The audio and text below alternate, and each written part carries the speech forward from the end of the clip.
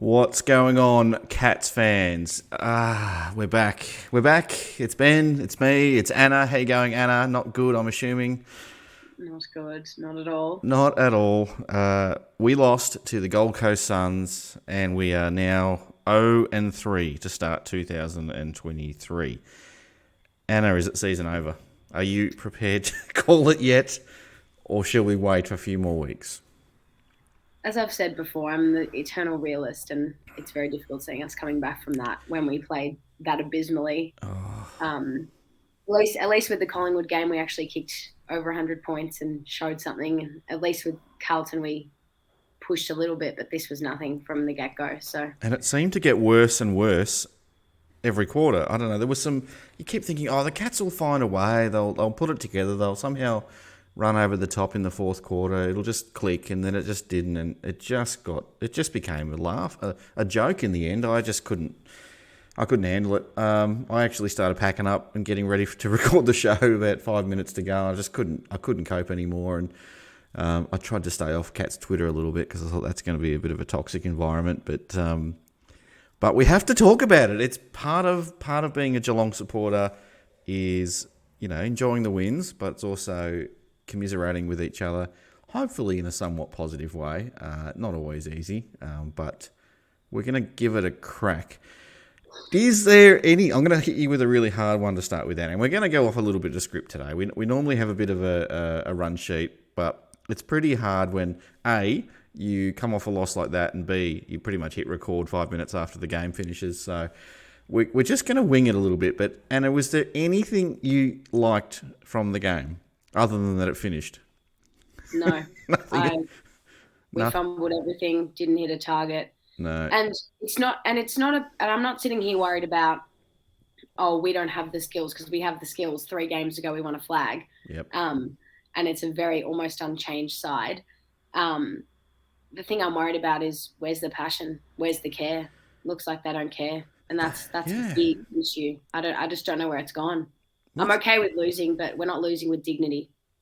No, it doesn't seem to be a lot of fight at the moment. I'm sure I don't doubt that they're very, very upset with how things are going, but sometimes you've got to find something to turn that around, and it doesn't seem like anyone wants to put their hand up at all. I'll find a positive, and I can find a few because I can always find a couple, but I thought Gryan Miers, let's just forget about his disposal for a moment because he turned it over a couple of times, but he ran and ran and ran all day long when pretty much hardly any of his teammates were doing anything. They just were standing on the spot, looked too flat to do anything, and he just kept finding space. As I said, maybe he didn't always use it the best.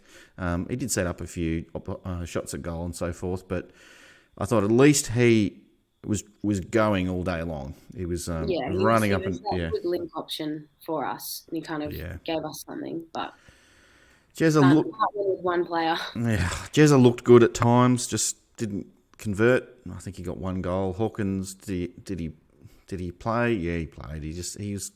There was a moment in the last quarter where it was very un-Hawkins like. It's like, we just need something from you, Tom, and he just gets caught dropping the ball. It's like, what is happening? What is going on? And just it was horrible to watch. So I was chatting to you during the last quarter, Anna, and we were all, and Paul as well, and we were all saying how hard it was to cast our votes. So we might have to sort of just marinate on it a little bit, I reckon. I think we might have to maybe think about it over a good night's sleep, possibly, and come back to it. But I don't know. I mean, you 20 minutes later, you're still in a position where it's you can't find much positives out of the game at all. It's just hard. As Geelong supporters, we have seen such greatness over the past 20 years. We expect better. And in as much as I hate Hawthorn, I applaud Hawthorn for sitting there and going, we are putting our hand up. We are absolutely going through a rebuild. Mm-hmm. If Geelong is doing that and not telling us, just tell me, right? Yeah. I would rather sit here, and we're going to support our club no matter what, but it's more difficult going, oh, we're still going to push to win a flag, and now we're 0-3, Mm-hmm. and every week we're just putting ourselves behind. And at the end of this round, we could actually be the only winless team if Fremantle do get over West Coast, which is a terrible prospect.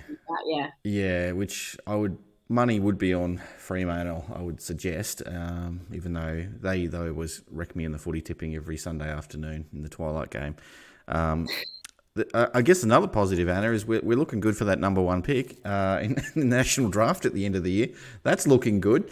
I don't know. There's a lot of questions, and there'll be a lot of soul searching through the week. Look, yeah, I found it really. Look, I'm happy that Tom Stewart. He just didn't have a lot of support. He battled pretty much. He had 30 touches and I think he took about 6 or 7 marks in the last quarter. So he was trying, but you could see the frustration on his face. There was just no one for him to kick to. There was no ball. I think it's not.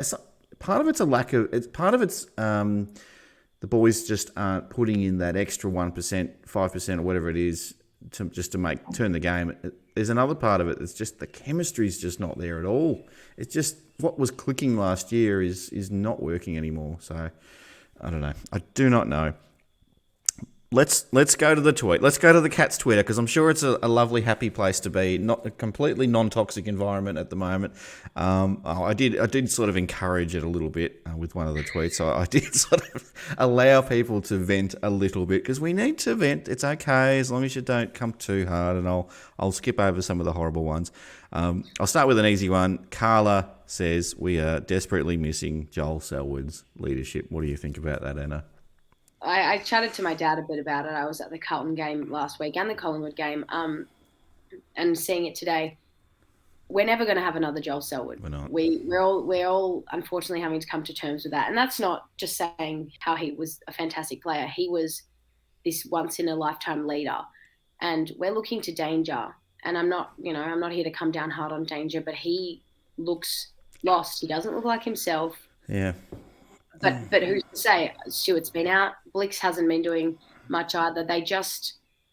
We don't have the person, who's pushing us over the line. Where's the pride? Who's saying, get on my back, let's do this. Let's do this for our club, our community. Let's do this the Geelong way.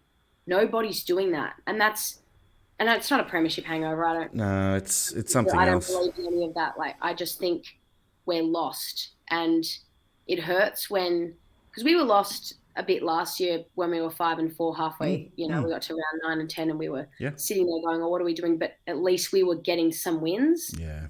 Right now it doesn't look like there's a light at the end of the tunnel. And that's a scary prospect because for the past 15 years, we've made finals 14 of those 15 times. So it's a pretty... I'm disappointed in Dangerfield. I don't know what's going on. I think it's a mental thing more than anything because I'm not sure what the barrier is for him. But where is he as the voice on field as well?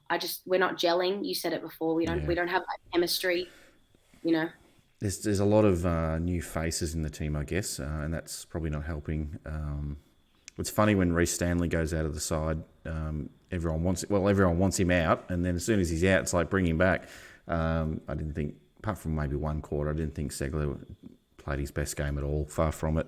Just couldn't get into it and turned it over. All right. Oh, similar to what you said. So B Race Week says just horrible. No heart in this group. They gave up. So that's pretty much along the lines of what you were saying before. It's just. It's really, if they were sitting next to me right now, I'd feel really bad about saying that. But just what you see on the TV, it just feels like there's something lacking. It's like you've tried to bake something and you've missed an ingredient somewhere along. I don't know what it is. There's just something's missing there, and I can't figure it out. As I said, I promise that I'm certain that they're hurting. But what's going to take? Maybe we need to be a bit. Maybe the coaches need to be a bit harder on us. Maybe it's too much backslapping going on. I don't know. We're still happy with ourselves that we won a premiership, and we just think it's going to turn. Like I was chatting with Jake Botel from the Chaps Chat Cats before the game, and he said, "Well, Twitter was abuzz, thinking we've just got this and we don't even need to turn up." And I was like, "Oh, I don't know. I got a bad feeling. What if we go 0-3?" No, I didn't have any confidence this week. Not that I usually do, but yeah. I didn't think it'd be this bad. It's bad. All right, Rabbidus says, underdone, poor skills, got crushed by the pressure the Suns put on. Hoping we can turn it around before next weekend. Starting 0-3 is problematic, let alone 0-4. Will you be picking the Cats to beat Hawthorn, Anna? in No, a few days' actually, time. I won't go. Gee. No, I'm happy to make the call now. There's very little chance Wow. if we show up the exact way we did again, which I think we will. Mm-hmm. Every team that we've played in for the first 3 rounds have got us on the rebound. Yep. It feels like at every contest it's 5-on-1. Every single Every contest. time. Yep. Or a loose man everywhere for the opposition. It is terrible to watch, and it's so un-Geelong like. And Hawthorn, it's one of the biggest games, irrespective of where we go. But Hawthorn, as I said, unapologetically open about being in their rebuild period. They've got nothing to lose. And we are saying we still want to make finals. We've got a lot riding on this game, and we're possibly going to be the only winless team in the competition. Sitting in 18th spot on the ladder, possibly. Well, most likely. Never happened before to Geelong. Oh God. Yeah, it's. I don't think we'll finish up there at the end of the year, but wow. If that happens, goodness me. All right, Flex Jordan says no hardball skills, no speed or endurance. Yeah, it just seems we're just so flat. We're just lifeless at the moment. Where else have we got? Shane says worst loss in the Chris Scott tenure. I was trying to think of a worse defeat. I was thinking, and I was just sitting on the couch. I was saying to my boyfriend, I'd rather lose a prelim than lose a game in the season that's going to put you on the bottom of the ladder. As much as they hurt, at least we were showing intent to get there. So as much as I look back on the 2021 prelim loss as one of probably the hardest in the Chris Scott era, and the 2020 grand final and all the finals before that to get to winning a flag last year, but at least we were up there. Yeah. And as I say to my dad every year, we're pretty lucky that our team competes. Oh, we are. Yeah. I guess. We're there. We're top 4 I think you can almost rule out the top 4 now. Yeah. I didn't have the Cats in the top 4 at the start of the year, but now it's whether we make the top 8 or whether we... I don't think we're going to finish bottom 4 or anything like that. I think we'll eventually find something. But I think we might be turning up to work tomorrow or for the next few days this week, copping a little bit of crap from a few work colleagues. I'm sure of that. Not that there's many Gold Coast supporters. I already am, but that's from St Kilda supporters. You'd be surprised. The team that's won one flag in 150 years. Yeah. So they come from everywhere. When the best team of last year's down in the dumps. Yeah. And look, if you are an opposition supporter and you've tuned into this show just to see me and Anna have a good old whinge about the Cats and really revel in our suffering, well, I hope you enjoy it because it's not going to last. The Cats are going to bounce back and win 16 straight. I'm sure of it. That's going to happen. No, we won't. But we did last year. We can try it again. We'll turn it around at some point, but we are not winning. Oh, I don't want to say it yet. I'm not going to say it yet. Do you know what I will say, though? I'm not going to be in the country next week. I'm going to be in Bali. So maybe me not being here, if anyone's superstitious, me not being in the country, that might mean Cats get their first win. And Paul's in the hosting. I'll be out of state as well. There you go. So Paul's in the hosting chair. We'll have a brand new debutante guest. Can't remember who that is at the moment, but it'll be Paul the host, a new debutante, and that's what's going to make it all turn around. Now, Ross Mueller says, can't understand the gap between our best and our worst. I haven't seen our best this year yet. Probably the Collingwood game for the first 3 quarters was the best. It looked bloody good too, 16 goals won. And then since then, 16 goals won to start the year. Fantastic. And then absolute rubbish. And we're sitting last on the ladder. What happened? Ross, I don't know. I don't get it. I'm confused and I'm grumpy. I'm angry. I don't know what I want to do. I'm going to pull the plug on the whole bloody channel. No, I don't want to go that far, Anna, but yeah. I think, as I said before, the point that at least we looked like we had a bit of fight in that Collingwood game. And even in the Carlton game, we look lifeless, as you said. We have got no passion. Yep. We've got no intent. And that's the scary prospect. Yep. We're sitting here going, because I sat at the Carlton game, I said, no, at the time, I said, all right, bounce back, we'll go again. Playing Gold Coast, very good opportunity to take a win here. Yep. Who's to say we can't do it? We've showed for patches, for quarters, we can do it. And then we dish up a performance like this. I've never seen it in my football watching life. I'm going to have to go back through the record books of the last 10 years and try and find a worse game than this one. There's been games where we've been absolutely decimated with injuries and fair enough. Or we took a half a squad up to Queensland one year, and I think we got done. We were killing it that year. I think it was maybe 2009 or something like that. Yeah, something like that. And we were absolutely. So fair enough. Okay, we took half the VFL team. Arjazai says, reminds me of the 2017 loss to the Suns up there. I blame one person fairly and squarely, Adelaide's recruiting manager. If you say you're going to get Lukosius, then do it. Okay, so Lukosius, I think he kicked 5 goals straight tonight. He killed it. And that one goal from about 150 metres out, which I thought there's no chance. He's just trying to buy time here. And then he just kicks it 2 rows back or whatever from about 70 metres. It was a freak goal. Anyway, thanks, Arj. Fails, I think it is, says, I handled the first 2 losses as they were very close and we played quite well in round 1. Yes, we agree with that. But today was deplorable and real questions need to be asked and some honest conversations had. I expected a decline, but to at least be competitive. They're absolutely lacking in so many areas. Anna, did you feel the cliff was coming this year, or did you, take yourself back 3 or 4 weeks, did you feel like it was going to come this year, or did you feel like maybe one more crack at it and then 100% the cliff's coming next year? I never thought there'd be a cliff, to be completely honest with you. I thought... Okay. Well, I started watching football in 2006, and since then we've been very phenomenal. There's never been a cliff, and we always seem to recruit in a way that keeps us viable and keeps us relevant in the competition. And we did that. We did that at the end of last year. We recruited in a way that kept us relevant. But I never thought if we were to get to a cliff, I never thought it would be such a harsh drop off. And it feels like it's a harsh drop off. And I know it's only round 3, and it doesn't have to be all doom and gloom, but as I said... Yes, it does. It's doom and gloom, Anna. I'm sorry. It's doom and bloody well gloom right now. No, sorry. So those first 2 weeks, we put in a bit of a fight, and it was... And I still wasn't very happy with those performances. But this one, there's just... Where do we go from here? And that's a serious question that needs to be asked. Yeah. We're a serious football side. We are genuine in the competition. We're the reigning premiers. I know we can't hold on to that forever, but... we are a team that competes. We should be these leaders should be the first ones putting their hands up. I think back to what Paul Chapman did in 2007 when they came and fronted the media and said, this isn't good enough. That's right. And that was a statement. And that puts the onus back on the players. I don't think there's been much of that.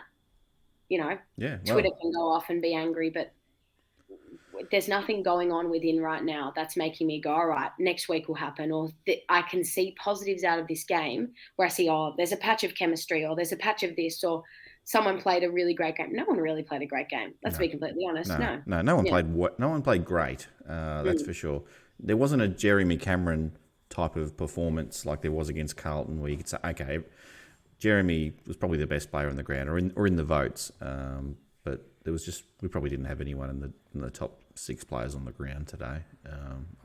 Gold Coast didn't play that well either. And that was the thing that really bugs me the most, that they finished the game quite well. And again, does that point to Geelong's fitness again, possibly?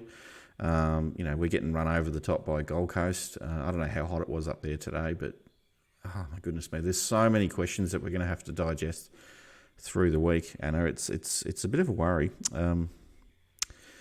Now, I'll go through 2 more. Spree says Close, Buse, Miers, etc. have lost their hunger and edge. Drop Tui, Smith, and play the kid Clark. I don't know if you'd want to be bringing in too many guys from the VFL this week. I don't know if you saw the score, Anna, but I did. I thought that would be a bad omen for today. And I was correct. Very, very, very disheartening stuff. Really is. Just when you all have to get back on the plane together, and you've just been demolished in one game, and you've given nothing in the other. To be fair to the VFL team, they had a lot of players out. I think the Suns team had 21 AFL listed players going around. We didn't really have much, and there were some good signs from a few. But look, Joe Clark, it looked okay at times, but doesn't seem to. I think he's still a way off from getting his debut, from what I could see in the first couple of games. And I haven't watched every minute of every VFL game. Ted Closey's, I think, kicked another couple of... Is it Ted Colossus or Colosi? I heard the commentator on the VFL thing calling him Colosi or Colosser or something. So anyway, we're calling him the Colossus now. That's his new nickname in our household. So that's what we're going with. But I don't know. I don't know if you can drop them all. I don't know. I thought Smith played. He wasn't terrible. Tui did some uncharacteristic Tui things, and as I said earlier, I thought Miers at least was running, and that's if nothing else. If your skills aren't there, at least put the effort in. He was probably one of the few that were actually putting in the effort and running all day long. And yeah, look, the skills weren't always there all day long. I'll go through one more, and then we might cast a bit of an eye ahead to, as I said, we'll save the votes, but we'll cast an eye ahead to the Hawks game, and we'll see if we can somehow. I'm gonna have to try. No.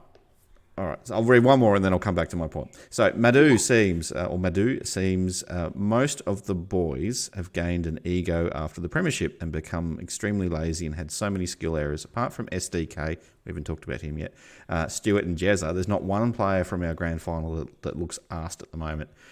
Let's start with SDK. He's not playing next week, I don't think. I think he went off with a concussion. So should have been rested a few weeks ago due to I think he's got 4 or 5 head knocks in every game.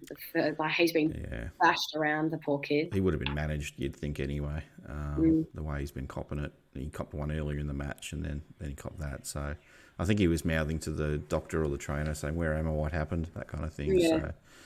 So Gary Rowan came on and added a little bit of spark and kicked a goal. But unfortunately, you need your big tools, don't you? And it's not really a like for like. Just can't seem to cut a break there. Lots of skill errors. Just seems to be the fumblings come back, and it seems contagious. You've seen that. It was like takes me back about 4 or 5 years with Geelong when they used to fumble at heaps, and I don't know how they turned it around, but last year was just sublime. Brad Close, can I ask you a question? And that wasn't part of Madhu's question here.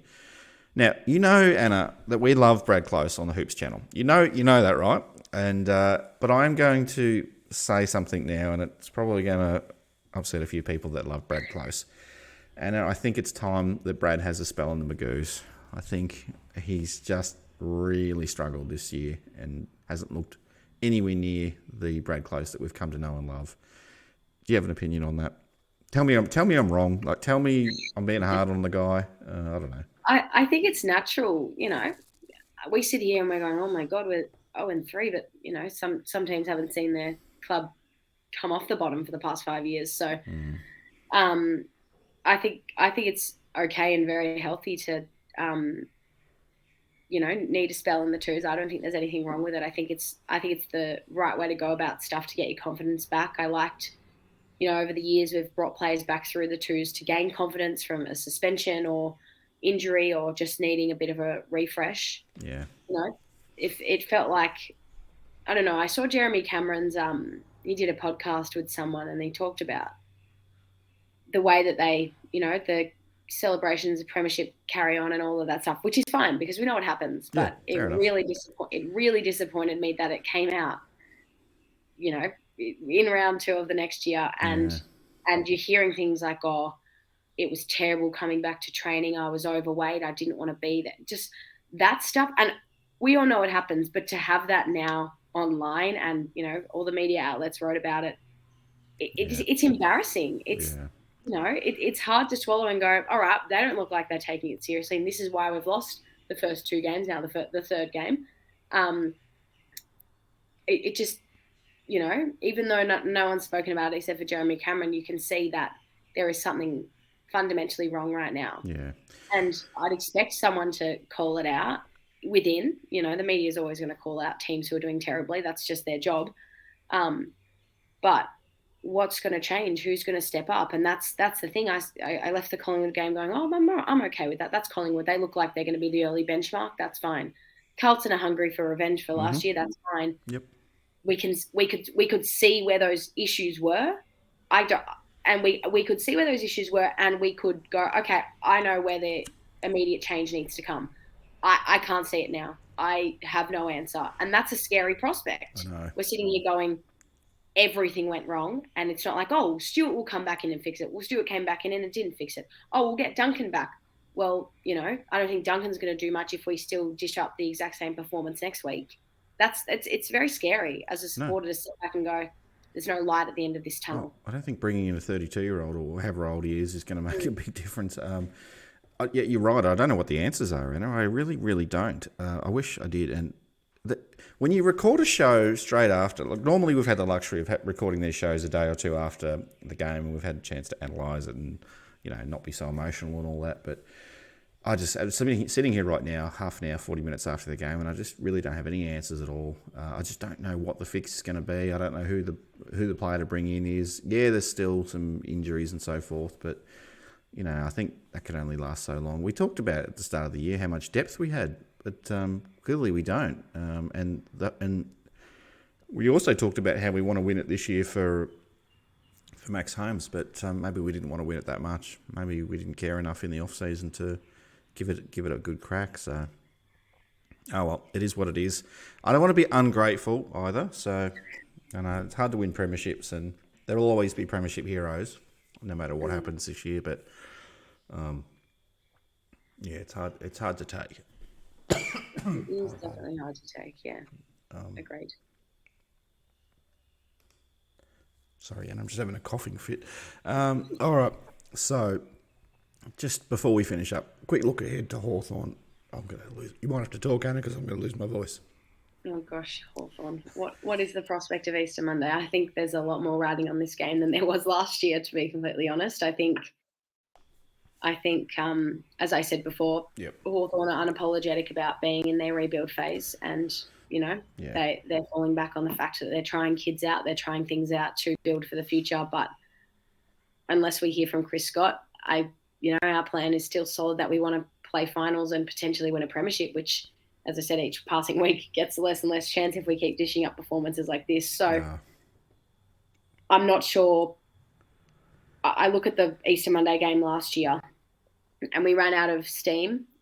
The same way we've been doing this year in the fourth quarter, we let Hawthorn run over the top of us, and we let, as harsh as this is to say, no names come into their own and kick winners and come and collect 30 touches and make themselves into a hero. And that's one of my biggest hates. When you as a team let a team break a record or win for someone or do all the things that you want to do as a team. That's the hardest pill to swallow. They did it today. Speaking of, they did it today for Andrew Swallow, and it's just And you sit there and you go, great, we were the team that, we're the team that breaks another record or lets this team get this, and it's miserable. And that's what Hawthorn did to us last year at Easter Monday. And I remember walking out of the ground and I said, I said this to my dad. I said, I'm at peace if we don't win it this year. Because at that point we were 2 and 3 or whatever we were. I said, I'm at peace if we don't win it this year. And then luckily enough, we turned it around. But even out of that Hawthorn game, we played 3.5 quarters of really solid football. Yeah. So I sit here and I just, no one looks hungry. No one looks like they've got a passion. Who's going to turn it around? To see us. It's really hard. We're back at the G again. Three out of our first 4 games are on the MCG in front of what will be another big crowd. A home game for us. Which is good. But I think another point that I kind of tried to, get through my head before this game was, the AFL has scheduled 2 big blockbusters. They've put us against Collingwood. We couldn't take the pressure. We couldn't take the atmosphere. That's okay. They put us against Carlton, another massive game with 60, whatever it was, 1,000 people. Maybe the Gold Coast game will give us a refresh and a restart in front of a quieter, smaller crowd away from the Victorian buzz of football. Maybe we can just refresh. But there was no crowd pressure. There was no atmosphere, and we couldn't hold up to it. And that's scary. Yeah. Oh, look, I'm going to try and convince you why Geelong's going to win. I'm going to fail. Don't let me convince you I will lose, because I'll go long and rogue. Oh God.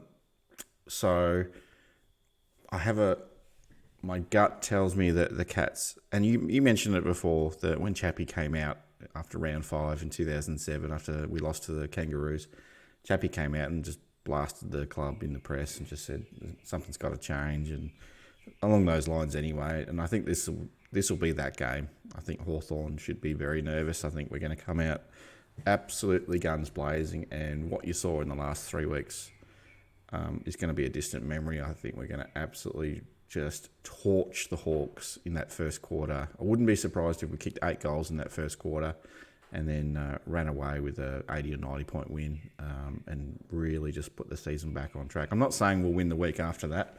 I think it's a strange year, this one. I think we're going to be very inconsistent throughout the whole year, but I feel like this is a game where it just seems to be set up for us to be bit of anger and frustration. That's just going to come out with the boys, just with fire in their eyes, and they're absolutely going to explode out of the blocks. You watch Easter Monday; these boys aren't going to cop this. There's a bit of pride that's been dented, and they're not going to stand for that. And I don't care what's going on. Chris Scott's going to give them both barrels. He's probably still giving them both barrels right now. And yeah, they better work their ass off through the week. They've got another 8 days or so till that game. Here we go. Strap in. It's going to be an absolute mauling of the Hawks on Easter Monday. Guarantee it. I'm guaranteeing this one. I absolutely guaranteeing it.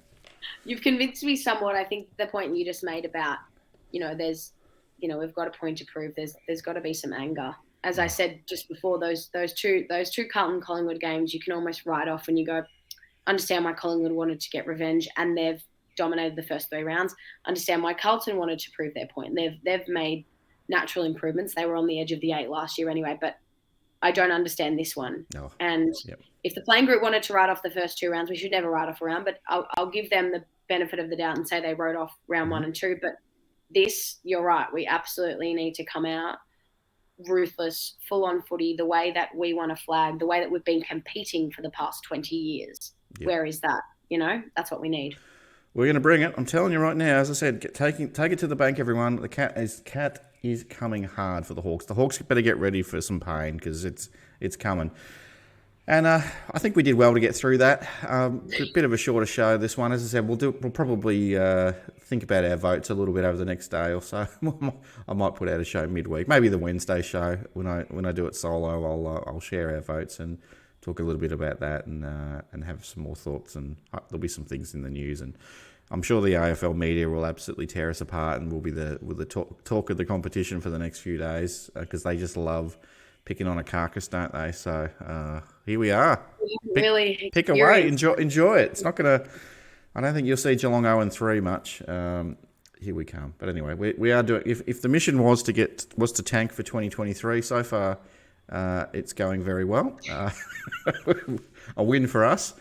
Who's the number 1 pick at the moment? Or I think his name is Harley Reid or something. Harley Reid, okay. I'd happily take a number 1 pick. We haven't had a number 1 pick in I don't think ever. So we like our Harleys down at Geelong. So another Tom Harley or Harley Reid, whatever. We'll have him. And thank you so much for fronting up. I know you and I haven't had a lot of. We haven't seen a Geelong win with these shows yet. So as I said, Paul's running the show next week, and he will somehow find a way to get the Cats to win in our absence. I'm sure he will. I'm sure it'll happen. And I don't know. Like, as I said, if you are a Geelong supporter and you're watching this, hopefully it's been somewhat cathartic, or maybe you're angry, and that's fine as well. If you're an opposition supporter and you're just loving seeing us suffer, well, I hope you've enjoyed the last half an hour or so.